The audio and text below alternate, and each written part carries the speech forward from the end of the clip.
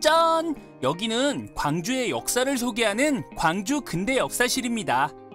자, 그럼 조선시대, 일제강점기, 광복 후의 역사를 광주 읍성, 충장로, 금남로 등 세 공간으로 나눠 퀴즈와 함께 둘러볼까요? 광주 읍성은 조선시대 광주 중심부를 에워싼 성입니다.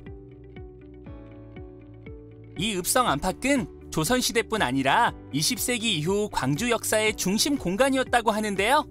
여기서 오메나 퀴즈! 광주와 한양을 잇는 문이란 뜻으로 공북루 또는 누문이라고 불린 광주 역사의 출발점이 된 장소는 무엇일까요? 정답은 바로 절양로입니다. 우리 박물관에서는 광주로 들어오는 관문이자 이별의 장소가 되기도 했던 절양로를 축소 복원하였답니다.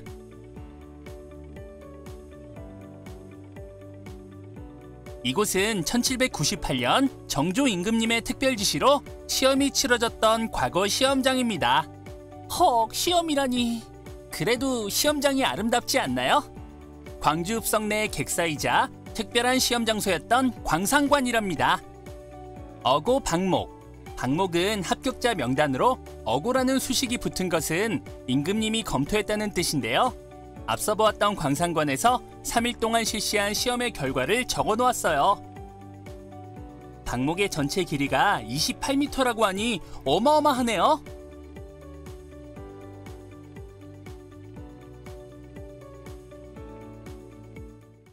충장로라는 이름은 임진왜란 당시 의병장으로 활약했던 김덕령 장군의 시호 충장에서 기원했다는 것 알고 계셨나요?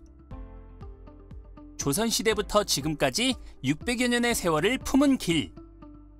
충장로에서의 역사적 가치를 부각 선양하고자 이번 전시에 일제강점기 충장로를 재현했습니다. 그럼 당시 청년운동의 산실인 흥학관, 학생 독립운동의 현장인 광주역 등을 살펴보며 퀴즈를 통해 우리의 역사를 되짚어볼까요? 오메나 퀴즈! 남한 대토벌 작전이란 무엇일까요? 남한 대토벌 작전은 1909년 일본군에 의해 자행된 남한 지역 호남 의병에 대한 대토벌 작전입니다. 당시 한반도 북부지방에 있던 의병들은 합방을 전후하여 만주 등지로 옮겨갔지만 남한의 의병들은 지리산과 전라도 해안 지역에서 크게 활약했습니다. 여기서 잠깐! 나라를 위해 목숨 바쳤던 아버지와 아들의 이야기 한 편을 들어볼까요? 대를 잇는 아버지와 아들 의병 이야기. 광주 북구 중흥동에서 주막을 운영하던 양진현은 1908년 나라를 구하기 위해 의병 부대를 조직하여 활동했습니다. 주로 광주 일대에서 일본 앞잡이들을 찾아내 응징하다가 체포돼 처형당했습니다. 그에게는 읍내에서 경찰관으로 일하던 양상기라는 아들이 있었는데 아버지의 의병 활동으로 직장을 잃었습니다. 이후 양상기도 아버지를 뒤따라 의병운동에 뛰어들어 광주 일대에서 의병 활동 중 붙잡혀 대구에서 처형당했습니다. 나라를 위해 목숨 바쳤던 의로운 가족 이야기였습니다. 1896년 전남과 전북이 분리되고 관찰부가 생기면서 광주는 행정 중심지가 되었는데요. 그렇다면 오메나 퀴즈! 전라남도청 건물은 누가 만들었을까요? 전라남도청은 한국인 건축가 김순아가 설계를 맡아 1925년 건립되었으며 1930년부터 전라남도청으로 사용되었습니다. 건축 당시 건축 면적 417.45제곱미터, 연면적 864.6제곱미터 규모의 2층 건물이었다고 하네요. 광주 우평국이 현재 충장로 우체국 자리에 생긴 것은 1913년인데요. 이 자리는 원래 조선시대의 활터이자 사교 공간인 식경로와 관덕정이란 건물이 있었다고 해요. 우체국 일대는 운명처럼 사람들의 발걸음을 모으는 장소였던 것 같아요. 1970년대 우체국 앞 내거리를 광주 사람들은 약속 장소로 애용했고 그때부터 이곳을 우다방이라 불렀습니다.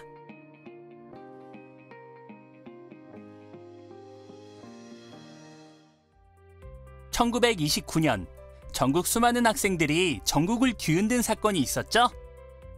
3.1운동 이후 최대 항일 시위인 광주학생 독립운동인데요. 광주는 왜 항일운동의 근원지가 됐을까요? 딱 설명할 순 없지만 오메나는 정의로운 세상에 대한 광주 지역 사람들의 열정이 항일운동 근원지가 되는 데에 작용했다고 믿어요. 그렇다면 여기서 오메나 퀴즈! 광주학생 독립운동의 도화선이 된 장소는 어디일까요? 정답은 바로 광주역입니다. 1922년 송정리역과 광주 시내를 잇는 철도가 놓이고 대인동 동부소방서 자리에 광주역이 생기면서 광주는 교육 중심지로 성장했는데요. 통학열차와 정거장에서 한국과 일본 학생들은 자주 충돌을 빚게 되었고 결국 1929년 11월 3일 광주학생 독립운동의 도화선이 된 것이죠.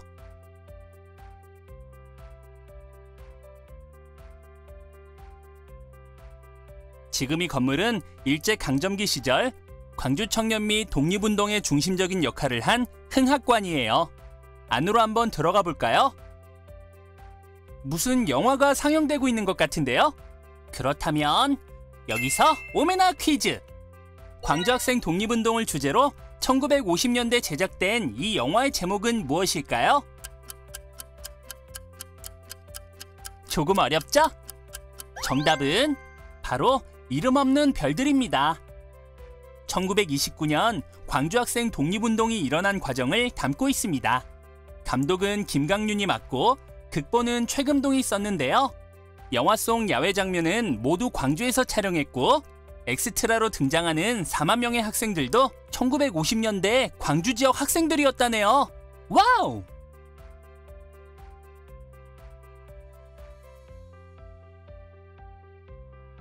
여러분은 5월 광주하면 뭐가 떠오르시나요? 오메나도 그렇지만 누구나 옛 전남도청과 함께 금남로가 생각날 거예요. 금남로는 처음부터 권력의 거리였습니다. 전남도청과 일본군 헌병대, 법원까지 모두 식민지배 권력을 상징하는 기관이 여기에 들어섰죠. 그러던 중 5.18 민주화운동을 겪으면서 비로소 지배 권력이 아닌 정의롭지 못한 권력에 대한 저항을 상징하는 거리가 되었답니다. 여기서 잠깐! 오메나 퀴즈! 5.18 민주화운동이란 무엇일까요? 이번 문제는 너무 쉽고 유명해서 모르는 사람 없었겠죠? 5.18 민주화운동은 1980년 5월 18일부터 5월 27일까지 광주시민과 전남도민이 중심이 되어 조속한 민주정부 수립, 전두환 보안사령관을 비롯한 신군부 세력의 퇴진 및 계엄령 철폐 등을 요구하며 전개한 대한민국의 대표적인 민주화운동이죠. 그렇다면 다시 오메나 퀴즈! 금남로에서 일어난 민주화운동은 어떠한 것들이 있을까요? 이번에는 대답 못했다고요? 걱정 마세요. 오메나가 있잖아요.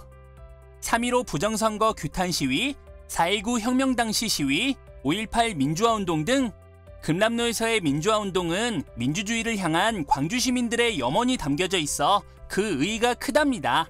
우리가 꼭 기억해줘야겠죠? 이렇게 발전한 광주 도시의 모습은 조금 아쉬움을 남겼는데요. 그 가운데 하나가 경양방중 매립과 태봉산 철거였어요. 경양방주? 태봉산? 조금은 생소하죠? 그런데 도시화가 되기 전 광주에는 면적 20만 제곱미터의 인공호수인 경양방죽이 있었대요. 그리고 이 호수를 매립하는데 태봉산 철거 때 나온 흙을 사용했고요. 지금은 볼 수가 없어서 여러분도 조금 아쉽죠?